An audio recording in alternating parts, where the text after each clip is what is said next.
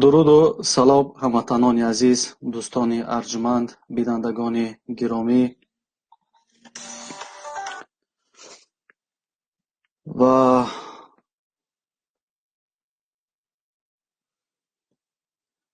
میخواستم امروز به همه آنهایی که برای آزاد شدن بنده کوشش تلاش ها کردند تشکر گویم، مخصوصا به جامعه شهروندی تاجیکستان پیش از همه که آنها سهمی بینهایت کلان داشتند و به همه خبرنگاران تاجیک، به همه خبرنگاران بیرون از کشور، به همه آنهایی که شب رو شب نگفتند، روز رو روز نگفتند و درباره قضیه دزدیده شدن من از شهر مسکو نوشتند. به همه شما صمیمانه تشکر میگویم.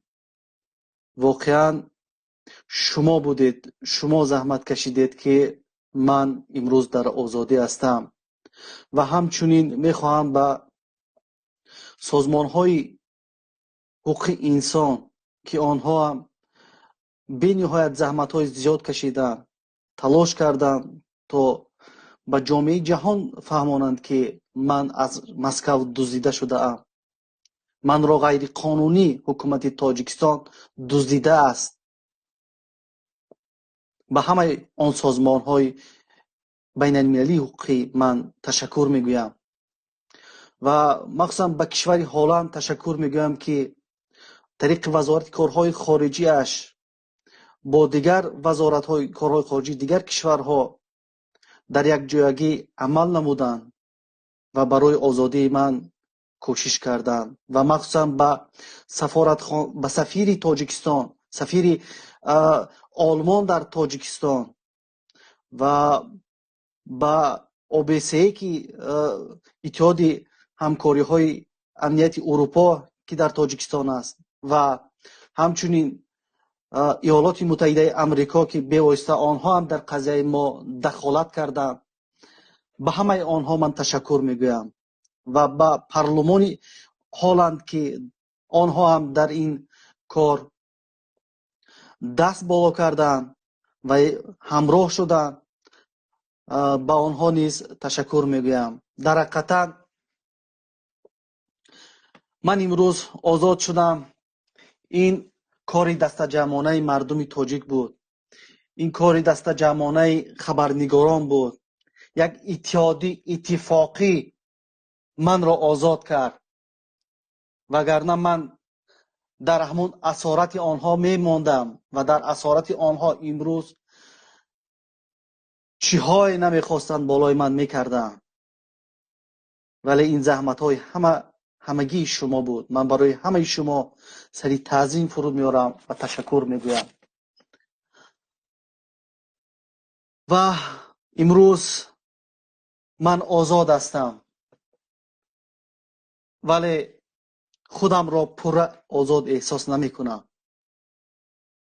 چون که ده ها و صدها زندانی که دزدیده شده آوردن از شهر مسکو، از روسیه، از دیگر کشورها مجبور آوردن در زندانهای رحمانوف قرار دارند، آنها آزاد نیستند.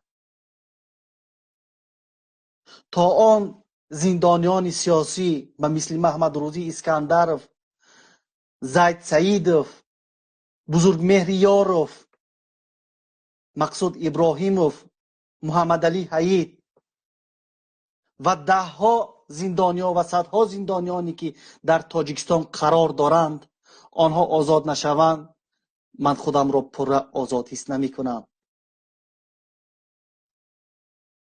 هر یکی ما میتونیم که فردا در جای آنها قرار گیریم. هر یکی از شهروندان تاجیکستان میتوانند فردا در جای آنها قرار گیرند. به این خاطر امروز اتحادی اتفاقی ما میتواند ما را از این ورطه خرابی، از این ورطه جنگ که رحمانوف جنگ سردی که بالای مردم اعلان کرده است، ما میتوانیم برای و بنابر همین یگانه امروز اتحادی و اتفاقی ملت تاجیک میتواند ما را از هر گونه ظلم و ستم قانون شکنی و بدبختی و بیچارگی و سرخمی و رو افتادگی بیرون بیارد. تنها اتفاق و نیروی بزرگ خواهیم شد و اگر ما پراکنده باشیم ما را در هر جا میکشند. و امروز 4 سال میگذرد که عمرعلی قوتوف در شهر استانبول کشته شد از جانب همین رژیم. و اگر ما امروز اتفاق نشویم هر یکی ما کشته میشویم.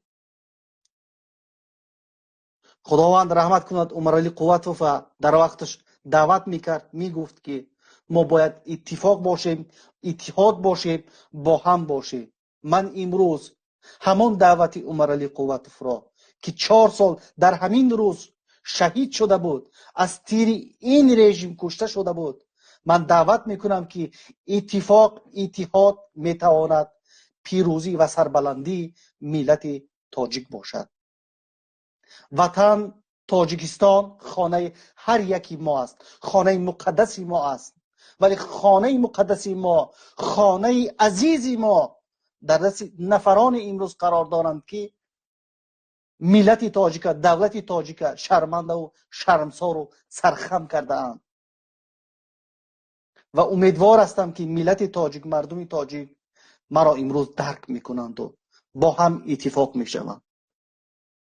در مورد چگونه من دزدیده شدم، چگونه از مسکو به تاجیکستان به دوشنبه آورده شدم و با کدام راه ها و کیها مرا دزدیدند و چگونه مرا دزدیدند و چگونه با بالای من شکنجه کردند، چگونه بالای من فیلم ها ساختند و رژیسورهای اینها کی بودند، من در روزهای نزدیک با امکانیت طریق رسانه ها به تمام مردم شریف تاجیکستان میرسانم که چگونه یک حکومت دست به جنایت بین المللی زده است. تمام کارهایی که بالای من در دوشنبه صورت گرفت، چگونه برای من وعده 2 میلیون دلار کردند، چگونه چیها برای من گفتند، کدام عملیات ها را بالای من نقشه کشیدند، تمامی تعرضی های حکومت و نقشه هایی که آنها دارند من در روزهای نزدیک طریق رسانه ها برای شما هموطنان عزیزم میرسانم. و گفتنی هم در آخر که من روز 7 مارس سال 2019 در شهر امستردام در دفتر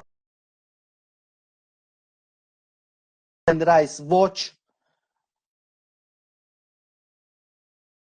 یک نشست کوتاهی مطبوعاتی می شود. مرحمت همه ژورنالیستانی که خواهش دارند که فهمند، مرحمت بتوانید من در اونجا ساعت 3 می آیم و با شما آموده هستم که به همه سوالهای شما، به همه حرفهای شما جواب گویم. به همه من در آیسته آیسته به همه سوالهایی که در ذهن مردم تاجیک، چرا مرا آزاد کردند، چرا اینطور شد، چرا مرا دزدیدند، من به همه سوالهای شما جواب میگویم. انشالله دوستان عزیزم، هموطنان گرامیم،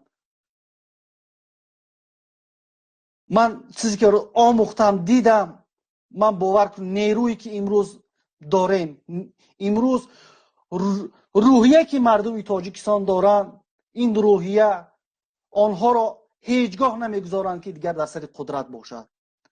من همه این را آیسته آیسته به مردم شما، مردم شریف تاجیکستان به شما میگویم. خدا نگهدار یکایک شما باشد. باز یک بار دیگر پیش هر یکی شما، پیش هر یک حرفی شما که برای من نوشتید، من سری تعظیم میکنم و تشکری میگویم برای هر یکتان. و نامه های هر یک شما را من در یاد ندارم، ولی برای هر یک شما، برای هر یک سخنهایتان بی‌طرف نبودید، من برایتان تشکر میگیرم و سری تعظیم میکنم که شما بودید که کمک کردید، شما بودید که مرا امروز در آزادی میبینید. خداوند این آزادی به آزادی تمامی محبوسانی که ما داریم مبدل گردد و ملت تاجیک را آزاد و سرفراز گرداند. خدا نگهدار یکایک شما باشد. هموطنان عزیز و گرامی. خدا نگهدار.